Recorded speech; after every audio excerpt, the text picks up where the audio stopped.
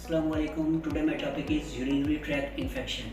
सबसे पहले आपको ये पता होना चाहिए कि यूटीआई क्या है। जब भी हमारे यूरिनरी सिस्टम्स के अंदर इन्फेक्शंस क्रिएट होती है, मींस कि आपका यूरिथ्रा, आपका ब्लैडर और किडनी, उसके अंदर जब इन्फेक्शंस क्रिएट होती है तो उसको आप यूटीआई बोल सकते हो। यानी कि infection of urinary system involving urethra, bladder and kidney, this is called UTI, urinary tract infection. अब सबसे पहले हमें ये पता होना चाहिए कि इसकी मोस्ट कॉमन लीडिंग काजेज कौन सी होती है। अब मोस्ट कॉमन लीडिंग काजेज में जो मोस्ट कॉमन ऑर्गेनिज्म है वो होता है E coli. E coli the most common leading causes of UTI. इसके अलावा और भी ऑर्गेनिज्म हो सकते हैं, स्ट्रेप्टोकोकाई हो सकता है, स्टेफिलोकोकस भी हो सकता है। अगर आप फंजाई की बात करो तो उसमें कैंडिडा एल्बिशंस भी हो सकता है। वायरस की तरफ अगर आप आए तो उसमें एडिनो वायरस हो सकता है, साइटोमेगालो वायरस हो सकता है, लेकिन जो मोस्ट कॉमन ऑर्गेनिज्म है वो ई क्वाइली है। इसके अलावा जिन लोगों को डायबिटीज़ होती है उन लोगों को हो सकता है। इसके अलावा जिनको क्रोनिक हेल्थ कंडीशन चल रही हो कोई भी, उन लोगों को भी यूटीआई हो सकता है। बर्थ कंट्रोल पिल्स जो लोग लेते हैं उनको भी हो सकता है। Personal hygiene, sexually transmitted disease, इसकी वजह से भी यूटीआई हो सकता है। प्रेगनेंसी में भी हो सकता है, वीकनेस की वजह से भी हो सकता है, कॉन्स्टिपेशन की वजह से भी हो सकता है। ठीक है, जिन लोगों का ओरली फ्लूइड का इंटेक बहुत कम होता है उन लोगों को भी हो सकता है। Holding a urine for long time, उन लोगों को भी हो सकता है। तो these are the leading features of UTI, urinary tract infection. अब इसके बाद नेक्स्ट स्टेप आ जाता है कि आप इसकी क्लिनिकल प्रेजेंटेशन पता होनी चाहिए। तो क्लिनिकल प्रेजेंटेशन में पेशेंट्स को फीवर होगा। आपको जब हमारे बॉडी के अंदर इन्फेक्शन क्रिएट होगी तो पेशेंट्स को फीवर होगा। नेक्स्ट, नोजिया वोमिटिंग हो सकता है।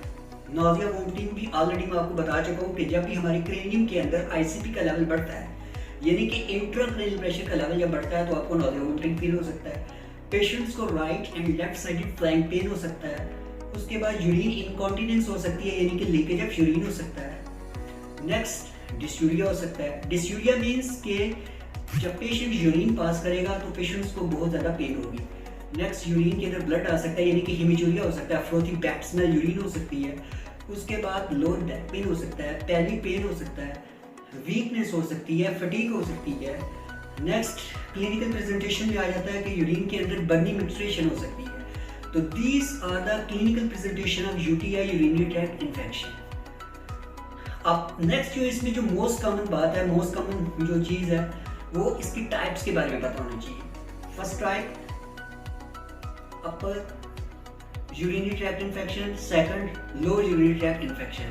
जो अपर यूरिनरी ट्रैक्ट इन्फेक्शन होता है उसमें किडनीज और यूरिटर जो होते हैं वो इन्फेक्ट होते हैं। जब उनके अंदर माइक्रो ऑर्गेनिजम्स इन्फेक्शन काज करते हैं तो आप उसको कहते हो अपर यूरिनरी ट्रैक्ट इन्फेक्शन। सेकंड जो होता है वो लोअर यूरिनरी ट्रैक्ट इन्फेक्शन होता है। इसमें आपका ब्लैडर और आपका यूरिथ्रा जब वो इन्फेक्ट होते हैं, जब माइक्रो ऑर्गेनिजम्स ब्लैडर को इन्फेक्ट करते हैं, यूरिथ्रा को इन्फेक्ट करते हैं, तो उसको आप बोलते हो लोअर यूरिनरी ट्रैक्ट इन्फेक्शन। तो टू टाइप्स होगी। First is upper respiratory upper urinary tract infection, second is lower urinary tract infection. अब नेक्स्ट आपने इसको कैसे डायग्नोज करना है, how you will be investigate. तो सबसे पहले आपने पेशेंट की एक प्रॉपर मेडिकल हिस्ट्री लेनी है, उसका एक फिजिकल एग्जामिनेशन करना है। तो आफ्टर फिजिकल एग्जामिनेशन के उसके बेसिक जो टेस्ट होते हैं, सीबीसी कंप्लीट ब्लड काउंट करवाना है, तो उसमें हमने रूल आउट करना होता है कि डब्ल्यूबीसी को देखना होता है। तो उसमें ऑफकोर्स उसके अंदर इन्फेक्शन हुई है तो डब्ल्यूबीसी भी रेज हुए होंगे। उसके बाद हमने यूरिन कंप्लीट एग्जामिनेशन करवाना है। यूरिन कंप्लीट एग्जामिनेशन की इंडिकेशन ये है कि इसलिए करवाना है कि हमने यूरिन के अंदर पस सेल्स को आइडेंटिफाई करना है। नेक्स्ट, हम यूरिन कल्चर भी करवा सकते हैं। यूरिन कल्चर की करवाने की ये इंडिकेशन है कि उसमें हमने ये देखना होता है कि उसके अंदर बैक्टीरियल इन्फेक्शंस का स्टेटस क्या है। तो ये चीज़ें हमने उसको रूल आउट करनी है। नेक्स्ट, हम अल्ट्रासाउंड केयू भी करवा सकते हैं किडनी स्टोन को आइडेंटिफाई करने के लिए, सिटी स्कैन करवा सकते हैं, एक्सरे भी करवा सकते हैं। और अगर इसके अलावा ब्लैडर के अंदर कोई मैलिग्नेंसी चल रही है, कोई इन्फेक्शन चल रही है, तो आप सिस्टोस्कोपी भी करवा सकते हो। इसके अलावा मिड स्ट्रीम यूरिन टेस्ट भी करवा सकते हैं। 24 आवर यूरिन कंप्लीट एग्जामिनेशन भी करवा सकते हैं। तो ये डायग्नोस्टिक टेस्ट हैं जिनकी मदद से आप यूटीआई को डायग्नोज कर सकते हैं।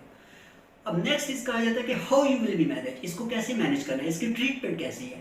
ट्रीटमेंट में पेशेंट्स को हमने मजीद उसकी काउंसलिंग करनी है, प्रॉपर काउंसलिंग करनी है। प्रॉपर काउंसलिंग उसको कहना है कि आपने फ्लूइड का इंटेक ज़्यादा करना है, वाटर का इंटेक इंक्रीज करना है।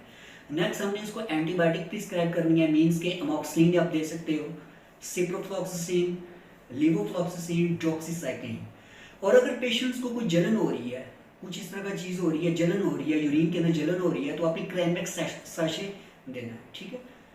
तो दीज आर द, इसके अलावा एंटी इन्फ्लेमेटरी मेडिसिन को टैबलेट पैरासीटामोल पेनाडॉल दे सकते हो अगर आपको फीवर वगैरह हुआ है, ठीक है।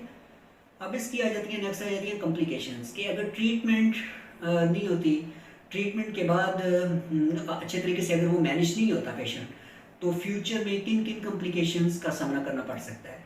तो सबसे पहले किडनी इन्फेक्शन हो सकती है, नेक्स्ट किडनी स्टोन हो सकता है, किडनी फेलियर हो सकता है, नेक्स्ट सेप्सिस हो सकता है। सेप्सिस मीन्स के ब्लड के अंदर पॉइजनिंग हो सकती है। इसके अलावा ब्लैडर इन्फेक्शन हो सकता है, ब्लैडर स्टोन हो सकता है, ब्लैडर कैंसर हो सकता है, यानी कि ब्लैडर के अंदर मैलिग्नेंसी हो सकती है, हीमोचूरिया हो सकता है, बर्निंग एक्चुएशन इन यूरिन हो सकती है सीवियर, और पेशेंट्स की डेथ हो सकती है।